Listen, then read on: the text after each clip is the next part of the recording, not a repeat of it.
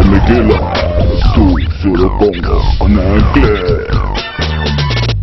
Malgré que audit est salamité, mais si vous signé que vous ndima, que vous signé code de bonne conduite, puisque les appels mon quoi pression au Bochaki, avant de signer code de bonne conduite, il a fallu d'abord botala, auditer serveur central, mais de se rendre compte que Nimi cette fois-là vous signer quand même code de bonne conduite. Mais tout est que vous signez qui parce que ça devait être normalement le jeudi de la semaine passée. Non, code de bonne conduite au signé. Nano to signé. Pour la niveau signé en sauté. Tu l'as conférence de presse Nabino ou Bolbaki Bossini. Yoka, Liboso, conférence de presse animée par le secrétaire général de l'UDPS. Tondima qui t'a signé code de bonne conduite, il a dit dona. Bango balobi que bandimi audit du fichier électoral, bon, le cas bandimi audit du fichier électoral, tu signé code. Alors, pour la bonne volonté Nabiso, tout là c'est bonne volonté, tu dis que bon, biso tu signé.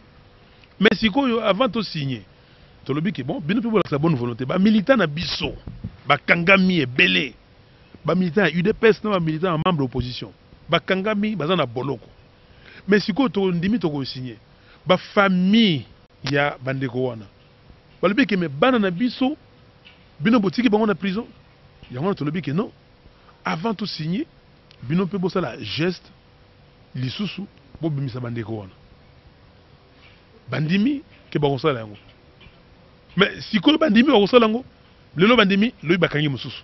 Lelo bandimi loyi babeti ba opposant. Lelo bandimi alors elle est qui trop. Yango to lobi na bango ke non, to ko signer parce que de toute façon code de bonne conduite c'est quoi? Ils allaient texte oyo, ils allaient engagement moral ya batu. Ce n'est pas la loi. Ce n'est pas contraignant comme la constitution. Constitution mboka. Basa ko bukango non? Ba loi ya république baza ko bukango lelo balobi ke o ko afficher ba ni na bino be fiji na bino na édifice public té mais kende ko tala na stade de martyrs ba afficher tala na télé na RTNC ba afficher. Alors est-ce que les codes de bonne conduite bangomo ba signango baza ko bukango déjà? Nous on a dit que non, c'est pas un problème, nous allons signer, mais bobi misabatona parce que bandeko bamindele balobi oh non, vous signez code de bonne conduite. Pourquoi? Parce que bolingi ceux qui élection et salemi bocha trouble. Wana batu yo ngambu wana baza ko bisa mindele. Alors pour pas intoxiquer mindele, balba komoni batati sekedi, nati sekedi sont pas des démocrates. Baza ko signer code wana te parce que bino ceux qui élection et salemi baza la trouble. Yango to que non, on les a mangungu jamais ko banga. Donc ça n'a rien à voir. Pour ça la trouble était parce que tu as gagné. Tout ça n'a force na biso. Yango mona yi ke trobe ki bon.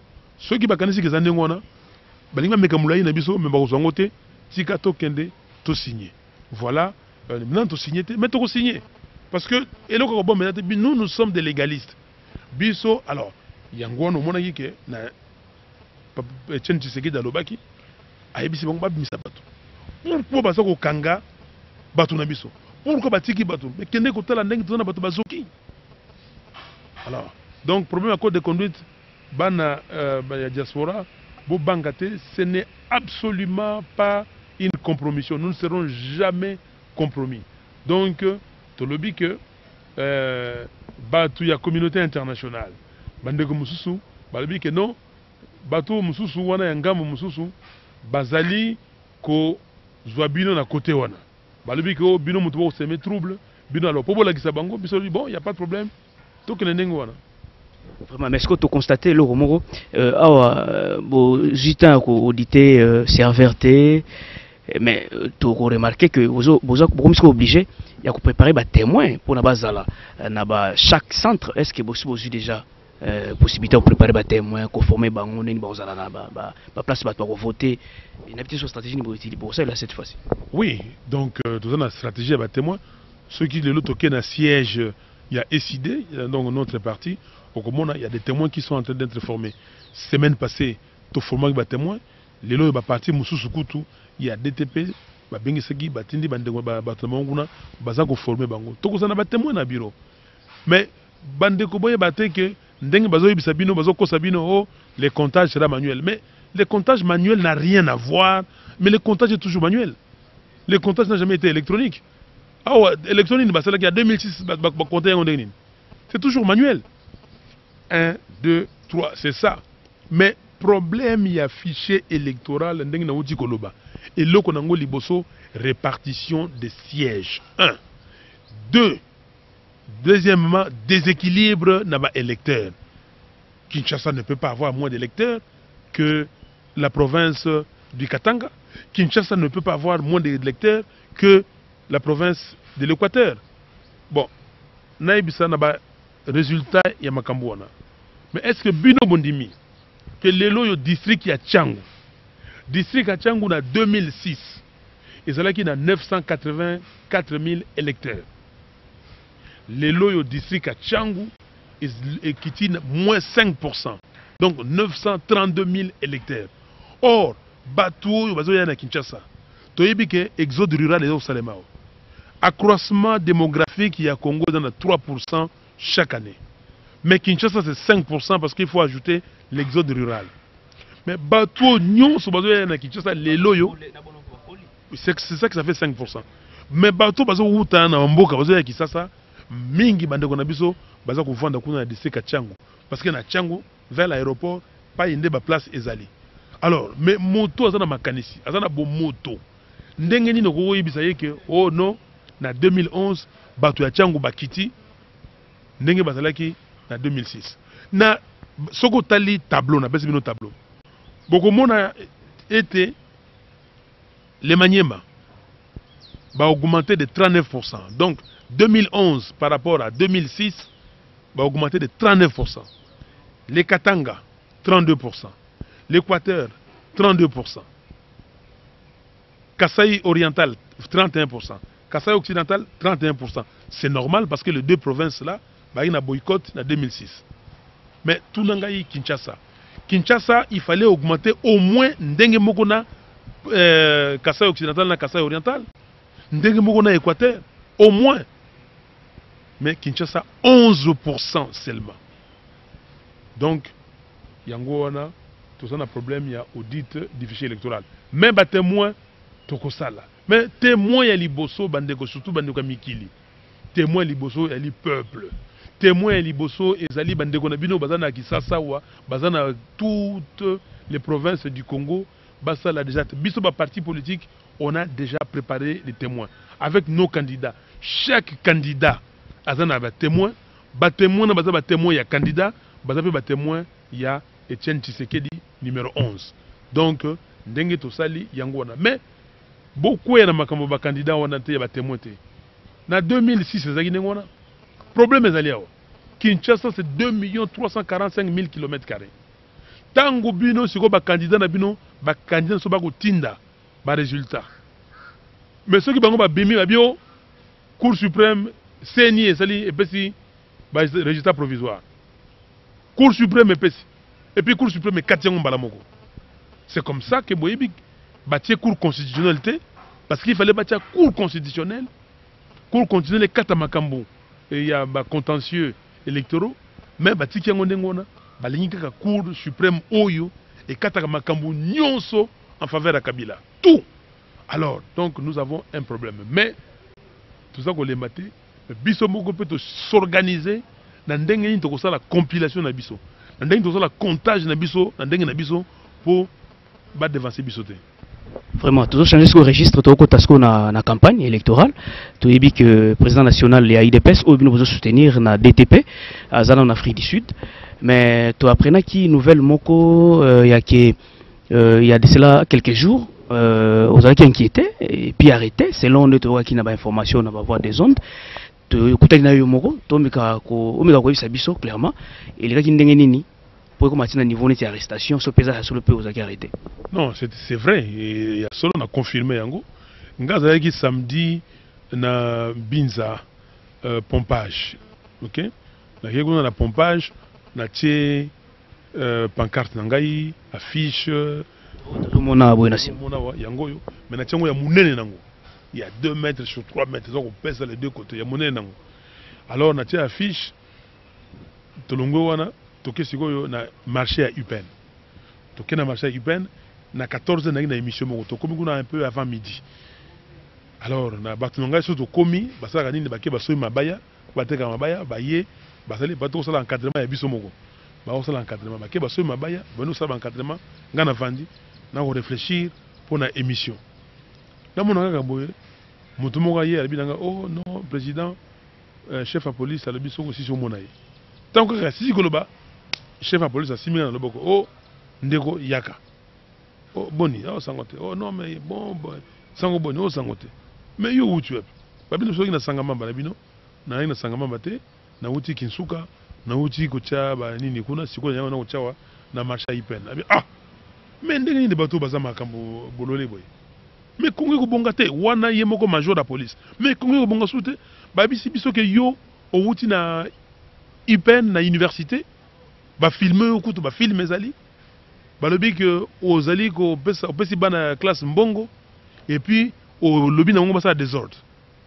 ngai oyo ngai fayulu oui yo fayulu mais puis yemo gabi ba policier nga babi ke ba monaki yo wa depuis oyaki ovandi awo nabi mais tout la bango yesi ko azui abengi colonel na ye chef na ye oh colonel Kanyama mais fayulu azali awa uti na campus te uti na université to vandi na ye wa et tout ça ba policier ba moni yawo nabi na ye pesa ngai colonel nabi mais mon colonel makam nini boza ko luka et loko nini boza ko luka na nzoto na ngai est-ce qu'il y a un problème oh non parce ngai capitaine et major ngaka siki bon alors passer major pour abonner loko zate botika yakende oh non babilanga vana na ban na vana na ban poni nabi na hotel bon vana na ban donc je suis arrêté vana na ban ba boseni kutu na sa député ba fondi singa loko ya mwana moke na vana na ban ba monique siko to comme to na marché à UPN on a fief na ngai bato baza koya ba bangi babi ah non to longwa to kene na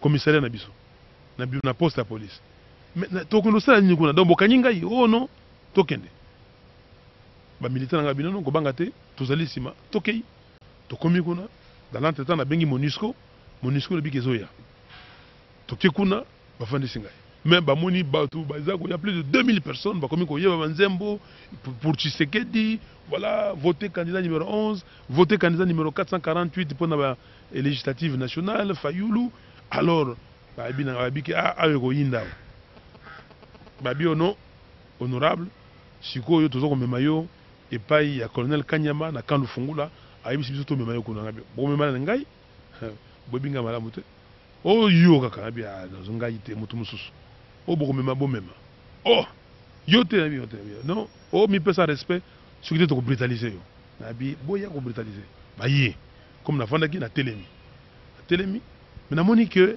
ba to ba luka eloko mususu loko ba moni ba militant ebele ce ko ba brutaliser ngai ba militant ba otikate donc eloko mususu ko botama wana a ko botama wana luka ba tirer ba sala nini donc siko ba ko luka eloko ba ko luka ekoya nabi na telemi na bon to kende mais na ko kende et pas ya Kanyama te bon me mangai et pas ya Oleko na Ipekin là c'est Oleko est général bon me mango na bon dans ce cas là to kende ko to côté na voiture mais bon ngabi na côté na voiture na biso na côté na voiture na ngai na côté na voiture na ngai ah babi na ngai chauffeur na ngai ya ko somba carte akoti ka ngai ngona te tangu to ko kende ko na force na carte pour bengaka le temps ya ko somba carte boum batu ya MONUSCO bakweyi wana colonel ya MONUSCO akoyi yebisi bango no tozonga na bureau pa ndeko Roger Lumbala pe akomi wana ba militant ba yi ebele alors na discussion wana pesi na bengaki modérateur ya opposition honorable Lisanga Bonganga ye pa bengi opposition mobimba na bina bango bon tokutana epa ya Oleko bango be ba to bakekuna ba bengi ba avocat 7 avocats baza kozela déjà alors tokomi kuna bata MONUSCO moyen ya kobima na côté na jipa MONUSCO sikoyo moyen ya kobima yate mota MONUSCO abiki non honorable Fayulu honorable Lumbala aider ngai yawa bolo bana militant na bino base à la calme to calmer ma militant abi non to ko longwa na IPN ti kuna na Ipekin côté ya IEC na makolo to mema yeti na makolo to ke wana poto bima na nani masikita wana OK tobima ti na route de Matadi ça lui sont plus de 30 minutes bana balingité to bondeli bango to calmer bango to bondeli bango batiki biso tokei tokomi sikoyo kuna na IPK tokutani na ba OPJ basenga identité wana déjà ndeko lisanga na ba msusu basi basololaki na Jean Oleko. Bon tokomi kuna balabi yo fo ba verbaliser ngai balinga verbaliser bavocat babike mais asa député bino qualité na bino bolanda botala article 107 ya constitution et lobi nini est-ce que bino bozali na compétence ya ko verbaliser ah basuki wana batelemi bakei 5 minutes après tomoni général Oleko aye bien ndeko Fayulu mais vraiment un problème nini bon voilà excusez-nous kenayo ah mais bon kenena bon pesi mbote voilà na bandeko ya opposition kolonga donc depuis midi tu kolonga wana na ba 16h15 16h30 voilà ndeko na kati ya mboka na ngai je ne suis plus libre. Il y a des gens qui ont juré d'avoir la vie de Fayulu. Malgré que Fayulu a collé kaba élection té. Fayulu photo longola yé. Mais bazako sala nyonso bazako sala bazoko raté. Mais bazoko na ke bazoko raté, bazoko continuer kaka. Mais bana ya mikili boye ba que bako raté. Parce que eloko yo détermination eza na biso. Ndengi to lobaka tout ça qu'on a doute té. Doute ya victoire na biso ezalité. Peur bobangi ezalité. Parce que ngaza mutu. Mais loko liboso na bike na botamaka un jour, pe na kokufa un jour. Mais na botamaki po nini? Po nzamba. Ngi na botama. Na zekela mo nzamba. Mais na kokufa nini parce que nzamba labike moto nusa kokufa. Utanga mabele ozonga mabele. Mais moto yo akanisi ka longola vie na ngai azalité.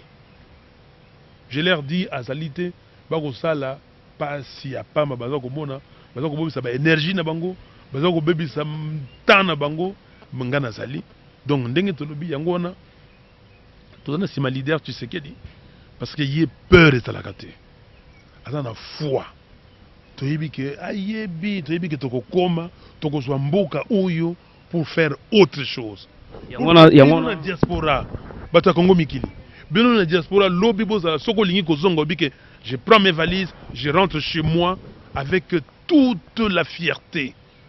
Oyawa, Osalamakamo Lingi, en toute liberté. C'est ça que nous voulons faire, bâtir un Congo prospère. Yamwana nakubanga te président Etienne Tshisekedi a tenu ba propos moko boye. Oyo bazo qualifier yango lokola sali a sala coup d'état mo prémédité. Non, ndeko za propos moko boye te. Ça ba propos responsable d'un leader politique. Yo zali papa oza na mwasi oza na bana mais bana no tango nous bakengeli bana bazo beta bango babeta papa na keneki ba betinga lobi papa na quartier ka beta bango mwana lobi no yo vandi lobi ovandi mais sima mais tala ndenge baza ko sala bandeko na biso. L'UDPS ne peut pas mener campagne à Lubumbashi, au Katanga. Est-ce que les militants de l'UDPS sont à l'étranger au Katanga? Babomi ba militant UDPS na Mbujimayi boyebi yango te. Na Nord Kivu, les Congolais ne peuvent plus mener campagne correctement. Awa na Kinshasa bakangi ba militant ya UDPS.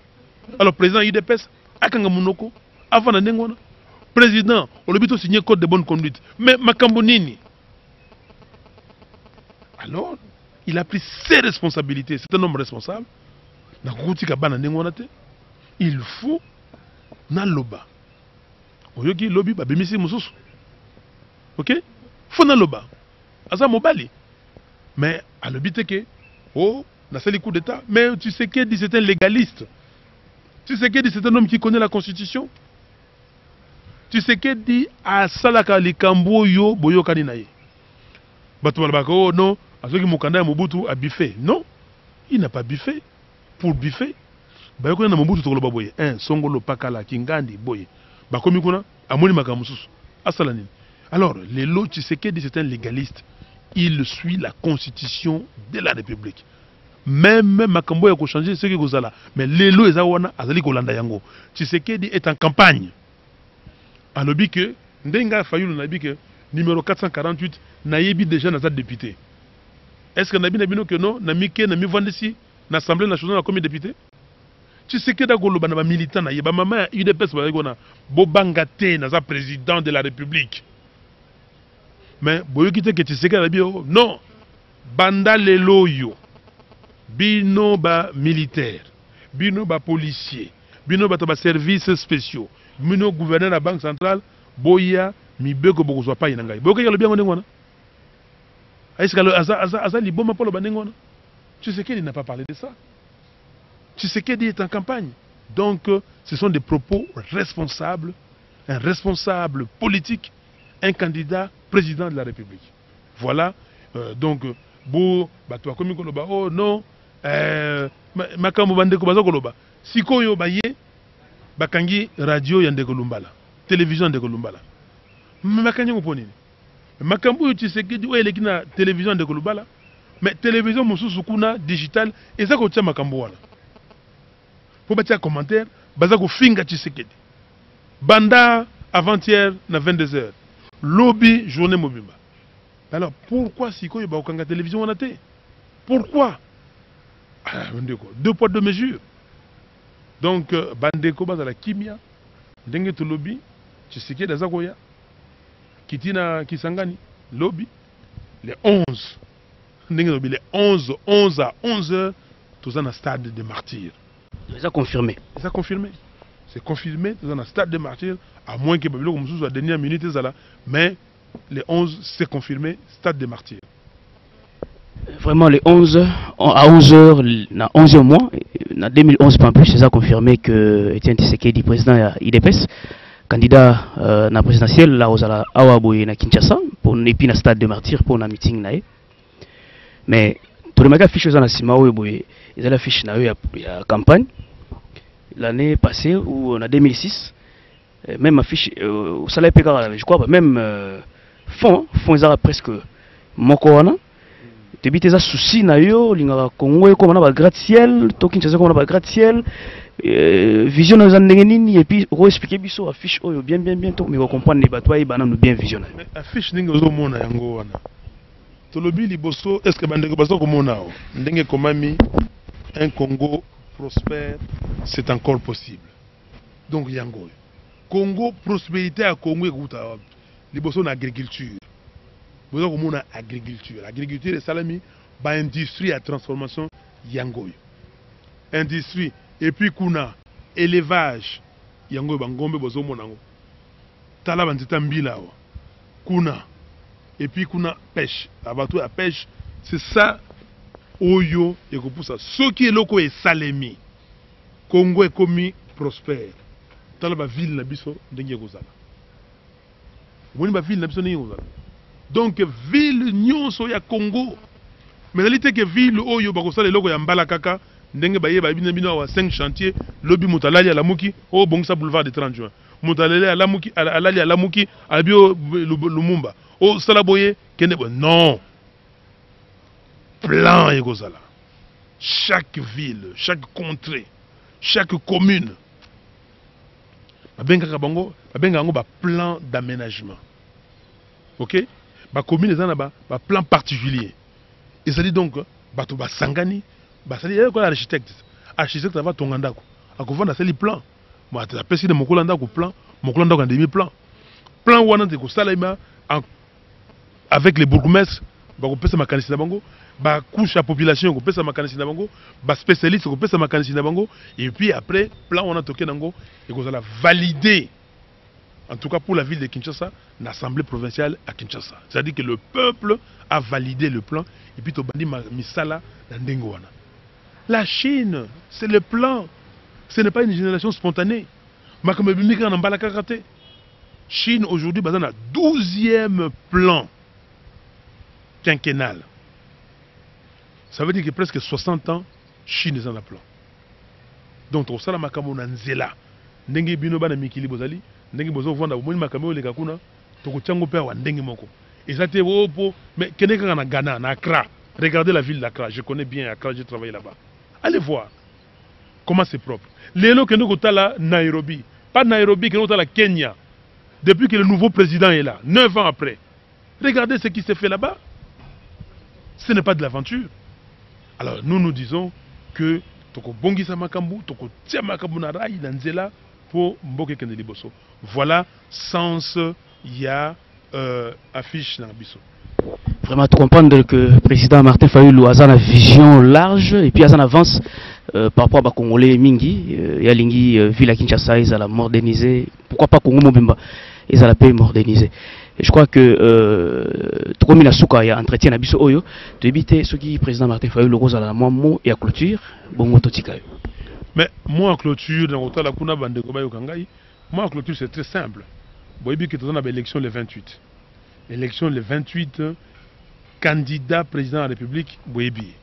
Boyebi Sabande Konabino, basé na Kisasa, ma famille, candidat Kakamoko, Etienne Tshisekedi, numéro 11.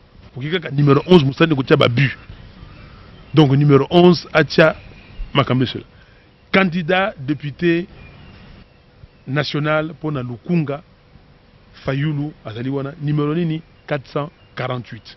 Et puis, Boyebi Sabande Konabino. Tous les Congo, tout Kinshasa, Botala, candidat au Bokopona. Bisobana SID, nous sommes partout. À Kinshasa, nous avons dans tous les districts de Kinshasa, tout ça n'a pas candidat. Botala SID. Sokomoni SID, c'est tala moto opposition. Kolukate o, no, tala batu o yo bako bongisa mboka lobby.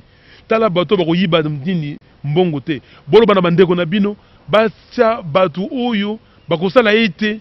Que bakitsa na bino que bino bokomo lesa bato kaka likamuke poto likamuke poto mais bino boza pe na programme boza na famille boza na bana.